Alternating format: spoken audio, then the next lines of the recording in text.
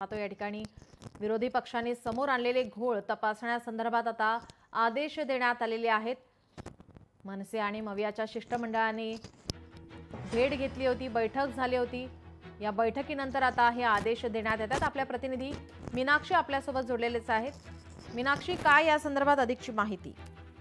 निश्चितच नीलम, कारण विरोधकांच्या आरोपानंतर निवडणूक आयोगाने जी आता चौकशीचे आदेश दिलेले आहेत यामध्ये मतदारसंघातील जी मतदार याद्यांवरती विरोधकांनी जो आरोप केला होता त्याच ठिकाणी आता हे आदेश देण्यात आलेले आहेत। कारण मुख्य निवडणूक अधिकाऱ्यांनी जिल्हाधिकाऱ्यांना या चौकशी दरम्यान अहवाल सादर करण्याचे आदेश दिलेले आहेत आणि त्याच अनुषंगाने आता जिल्हाधिकाऱ्यांकडून हे अहवाल आल्यानंतर आरोप केलेले जे नेत्यांची जी प्रत आहे ती दिली जाणार आहे आणि विरोधकांनी आरोप केल्यानंतर जी चौकशी दरम्यान आतापर्यंत काय काय समोर आलेलं आहे हे देखील त्यामध्ये मांडण्यात येणार आहे।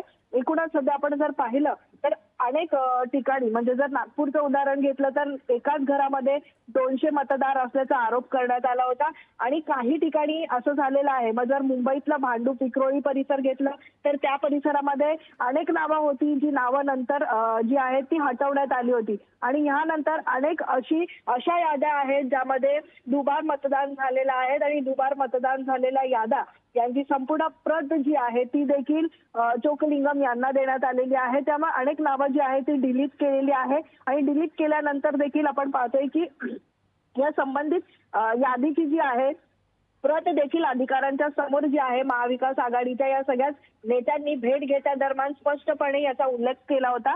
मात्र आता जे जे दोषी आहेत त्यांच्यावरती कारवाई केली जाणार आहे आणि निवडणूक आयोगामध्ये या सगळ्याच जी काही प्रक्रिया आहे मीनाक्षी, तुम्ही आमच्यासोबत असेच जोडलेले राहा।